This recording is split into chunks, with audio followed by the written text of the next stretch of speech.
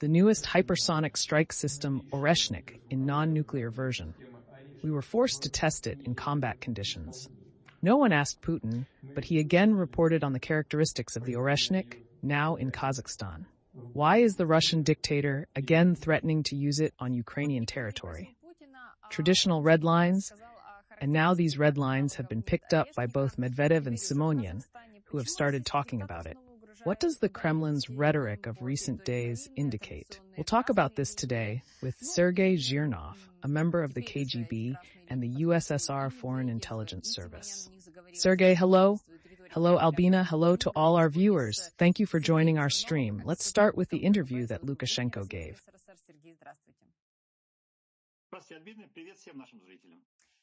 Спасибо большое, что вы присоединились к нашему стриму. Давайте, наверное, начнем с интервью, которое дал Лукашенко. В интервью пропагандисту Зарубину он сказал, что... In his conversation with Zarubin, Putin said that the reaction of foreign media supposedly shows the colossal effect of Oreshnik and that the West is at a loss.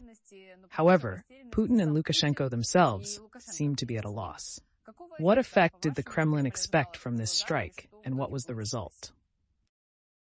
In general, of course, it's nonsense, they say.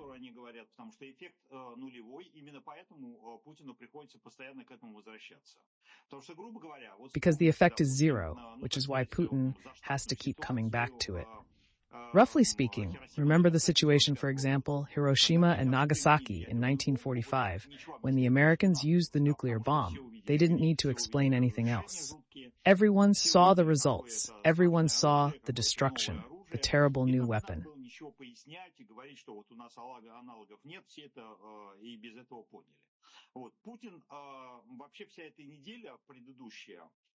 And there was no need to say that we have no analogues, because it was already clear. In Putin's case, this whole week was a tortured one, because first he published his amended nuclear doctrine and expected the world to erupt to talk about the new scary doctrine of the Russian Federation. They, by the way, started talking about it as early as September 25th.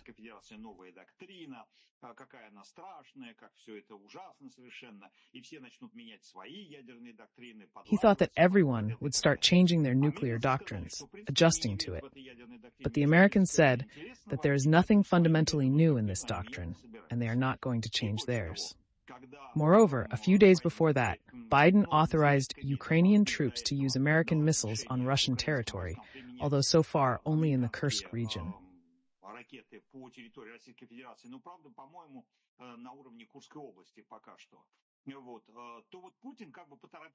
Putin rushed his nuclear doctrine, although he already had a ready-made one, and announced it in order to create an information occasion. This happened against the backdrop of the G20 summit in Brazil, where he did not go and Lavrov went instead, complaining about the lack of refueling for airplanes. There was no reaction to the doctrine, and the strikes on Bryansk and Kursk continued.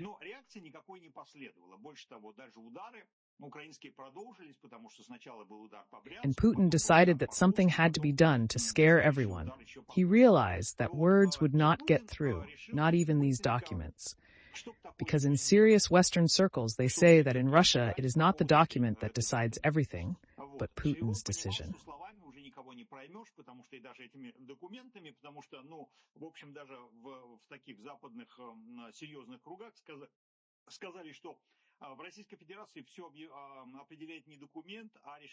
And so, whatever the nuclear doctrine is, we understand that he has already violated the Budapest Memorandum, violated the UN Charter.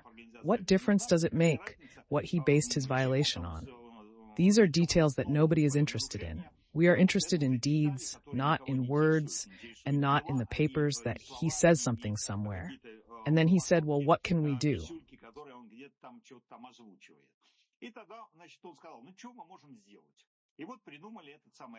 They invented the Oreshnik, which does not really exist. It is an old Soviet missile, although Putin claimed it was the latest development. We know what kind of hypersonic technology Russia has. 12 developers are in jail, and the Dagger missile, which is called indestructible, is easily shot down by an ordinary patriot. Мы знаем, чем это все закончилось. Мы знаем, что несбиваемая ракета «Кинжал» сбивается обыкновенным «Патриотом» и так далее и тому подобное. Поэтому они взяли So they took a missile that was called Rubesh. Basically, it was a sluggish development, then it was accepted, then it was canceled. It is a modification of the Yars, which in turn is a modification of the Topol. Roughly speaking, if the Yars and Topol are 3-stage missiles, then remove one stage, add 6 warheads instead of 3, and a new missile appears, which is kind of modern and not Soviet, although in fact it is all Soviet. Well, maybe they added some Chinese or Taiwanese electronics, because in Soviet times only Soviet electronics were put on ballistic missiles. And this thing hit Yuzhmash, and as we understand, nothing exploded there at all, because this missile is capable of carrying only nuclear weapons or imitating nuclear weapons. And what is a nuclear imitation dummy? It's a block of metal filled with concrete that weighs as much as a nuclear warhead. Why can't it be filled with explosives?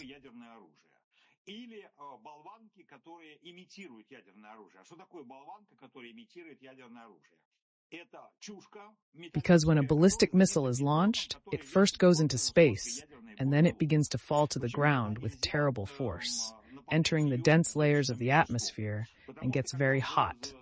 The metal starts to burn, everything inside heats up, just like in the Soyuz capsule when the cosmonauts get fried during solid braking.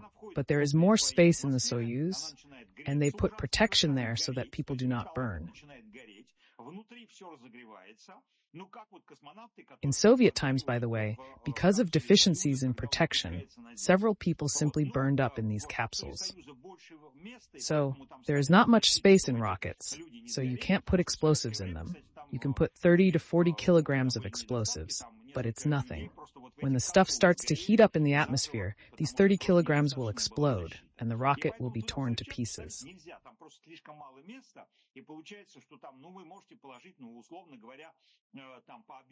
But when they entered the atmosphere, they must have disintegrated because they counted some fiery objects falling.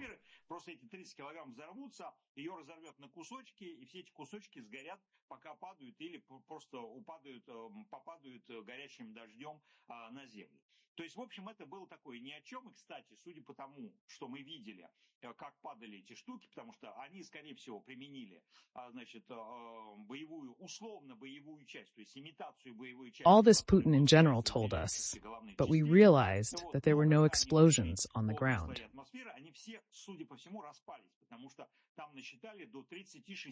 What was falling was just burning metal and the remnants of concrete that were in these stockpiles. When it happened, no one was really scared because there was no destruction.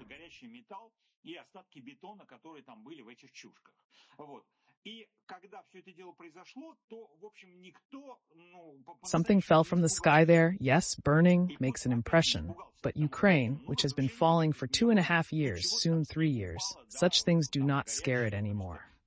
Moreover, Putin said that it was a nuclear ballistic missile. But I will remind you that Iskander is also a medium-range ballistic missile that can carry a nuclear charge.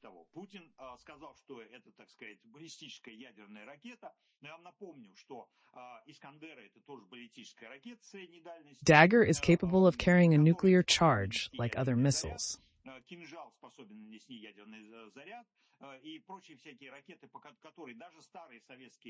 Such as the old Soviet KH-101, KH-102, KH-59, and KH-22, which the Russian Federation is using on Ukraine.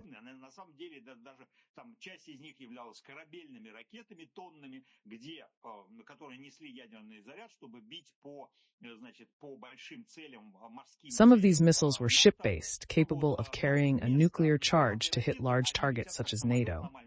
However, since they are cruise missiles and fly at low speed, instead of large warheads, explosives can be placed in them, creating the effect of a large bomb.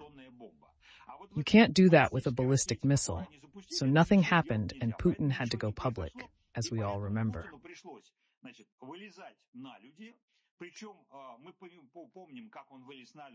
First, Mashka Zakharova was giving a briefing when she received a call from Gromov, informing her that Putin had suddenly decided to say something.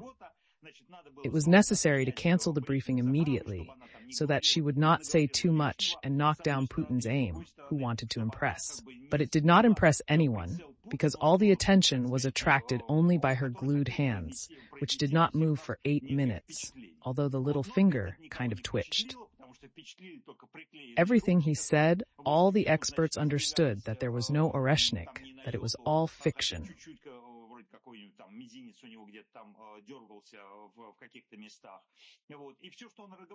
And again, nothing happened, made no impression. The next day, Putin had to come out again, invite the alleged Oreshnik developers, and you saw their stone faces as they sat in the Kremlin or in his bunker. He was telling them that he would award them all with medals, and they looked at him as if he was a complete idiot, because they knew that there was no Oreshnik and that it was complete nonsense. Everyone knew about it, but they didn't even want to participate in this circus.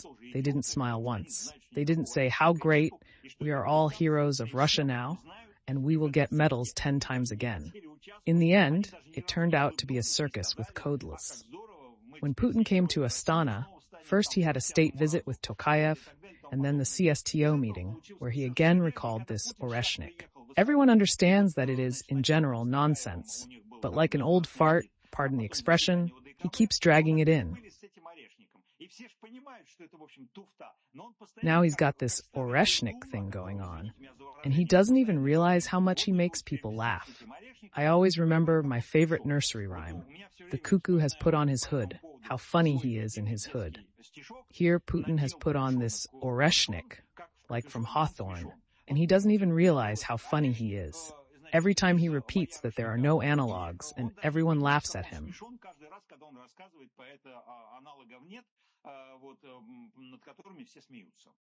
You talk about the fact that the so-called developers had to listen to all this.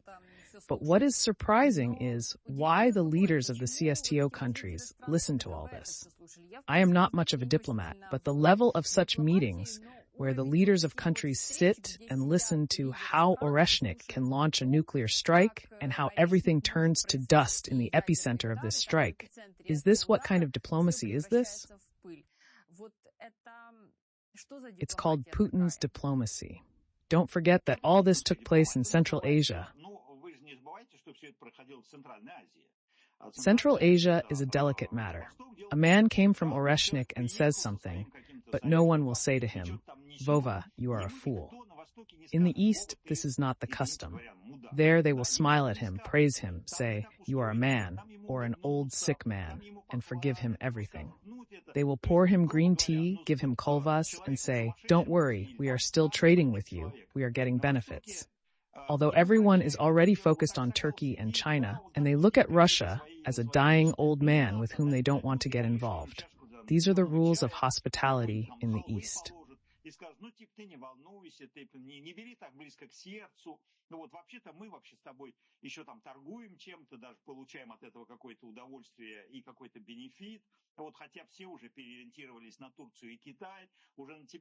The Institute for the Study of War said that Putin is using Kazakhstan to circumvent sanctions. Why do you think Tokayev needs this? Kazakhstan is not the biggest country used by the Russian Federation to circumvent sanctions. There was much more going through Kyrgyzstan, through other countries.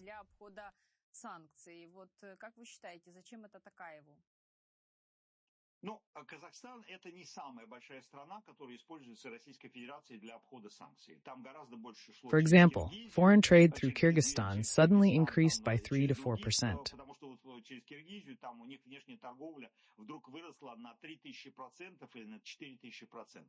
Kazakhstan initially circumvented the sanctions, but now claims to be complying with them, although it does not officially participate in them. However, gray imports through the country partially continue.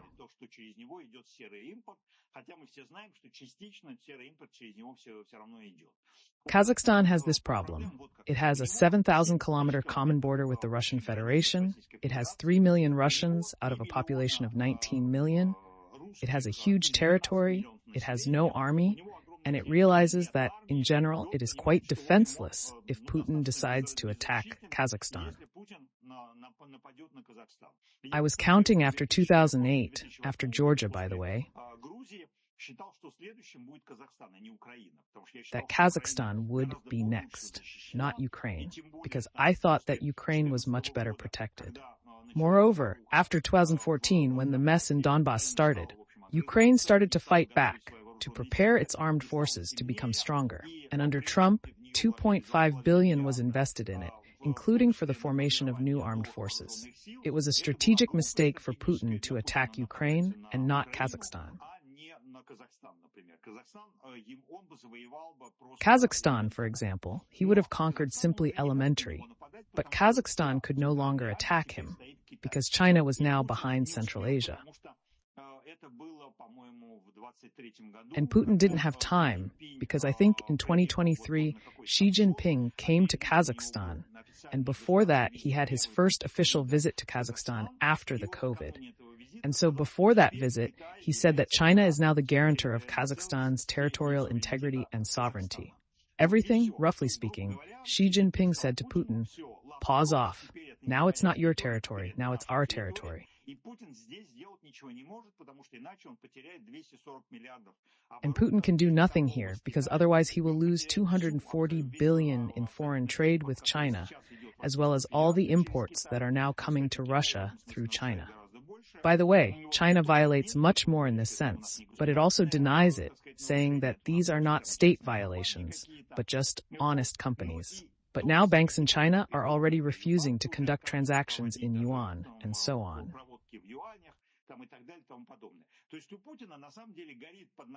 That is, in fact, Putin has the ground burning under his feet, including in Central Asia. All the countries that received him, including today in Astana, are already reoriented, first of all towards China.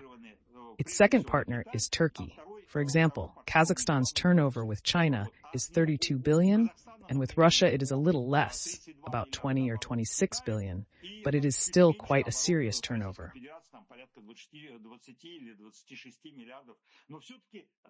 Belarus has a 50 billion turnover with Russia, which is also important for Kazakhstan, especially in the context of NPP construction.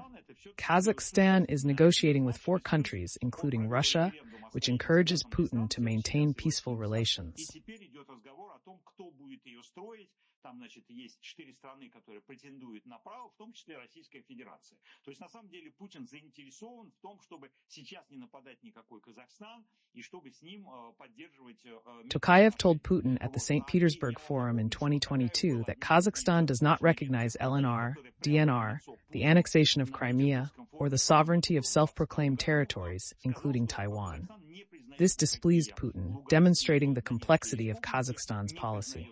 Крыма, что он не признает вообще никого, кто объявляет о своем, так сказать, территориальном суверенитете какие-то маленькие новообразования, точно так же, как Тайвань там и прочие всякие такие штуки. Вот Путину было очень неприятно. He just has to maneuver. The situation in Mongolia is even worse because it is sandwiched between China and Russia and has nowhere to go between these two giants, the Chinese tiger and the Siberian bear. Kazakhstan has access to the Caspian Sea, it has neighbors in Central Asia, and even a slice of China. In this sense, Kazakhstan has a place to go. It has a large degree of maneuverability. Plus, Kazakhstan is a strong economy, a powerful producer of uranium, which accounts for 40 to 45% of world production.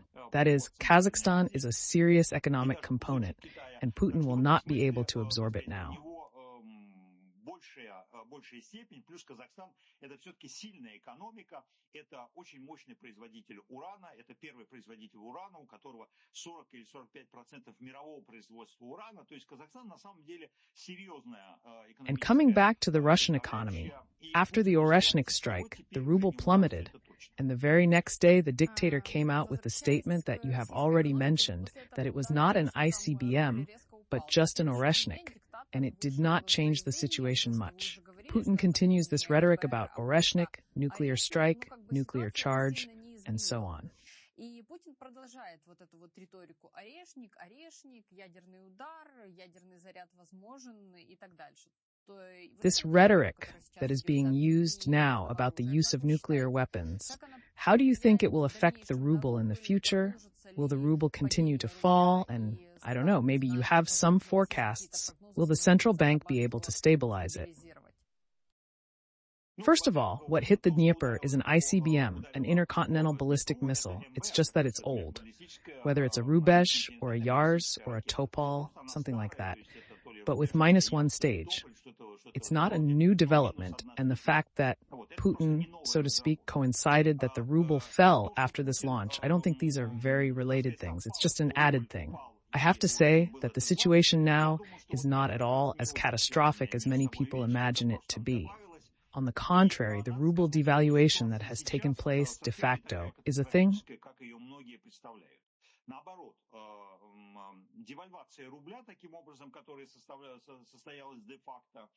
in which two large entities have an interest. The first structure is the Ministry of Finance, which needs to fill the budget with taxes, which has a very large deficit. The devaluation of the ruble helps the Ministry of Finance to fill the state budget faster, as tax revenues increase with the depreciation of the ruble. This benefits the Ministry of Finance and exporters, who sell their goods for foreign currency and then convert it into rubles, receiving more rubles. Accordingly, more rubles means more taxes, more revenues to the treasury. The Ministry of Finance and exporters thus benefit from the ruble devaluation. It is important to note that the ruble has depreciated by only 10%, and for the budget and exporters, it is not a disaster. For importers, however, this situation is disadvantageous, as the cost of imported goods increases by the same 10%. Невыгодно это тем, кто покупает иностранные товары, потому что всем импортерам на эти же 10% удорожается таким образом импорт.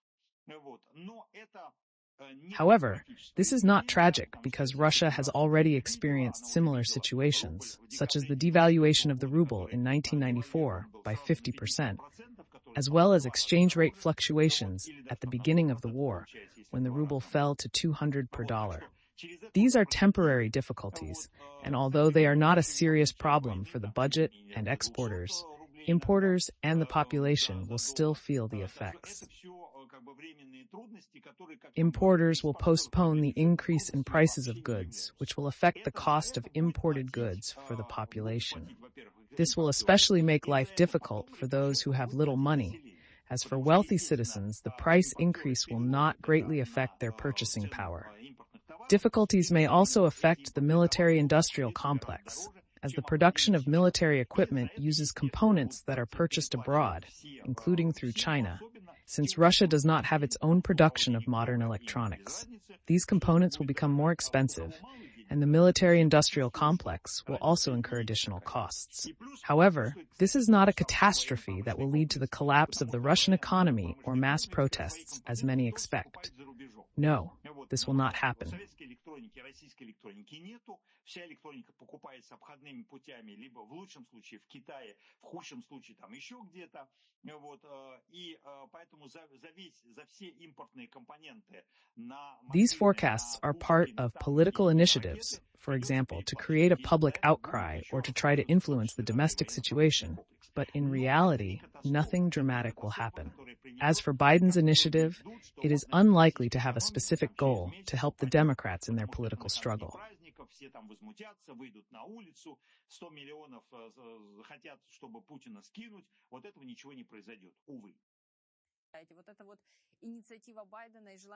Rather, it is an attempt to provoke discussion in society, create topics for debate, and possibly put pressure on domestic politics in Russia. Yes, alas. First of all, of course, as you yourself realize, I absolutely do not like to get involved in internal Ukrainian issues. Everything that concerns the political and military problems of your country, that is for you to decide for yourselves. Being in Paris with my former Russian passport, I'm not comfortable saying anything about it. And the story with the 24 billion is, of course, more of Biden's PR, because we realize that Congress is now red, that is, Republican. And if the Republicans don't support it, and they probably won't, because they are waiting for Trump to return to the White House, then it's still more PR to show that Biden still cares about Ukraine. In fact, everything that should have been given to Ukraine should have been given last year, and Biden didn't do it. There were 6 months of congressional discussions after last year, and they couldn't vote for aid. Even now, it's clear that there's $8 billion that has already been voted on, but that apparently will never get to Ukraine. So in the end, it's more of an attempt by Biden to create some pretty face before the senile one. And a Democratic president out of his mind will fade into oblivion after Trump stops by there on January 20. Sergey, thank you very much for this conversation, for your analysis. I will remind viewers that with me today on the stream was Serhey Zhirnov, ex-employee of the KGB, the Foreign Intelligence Service of the USSR.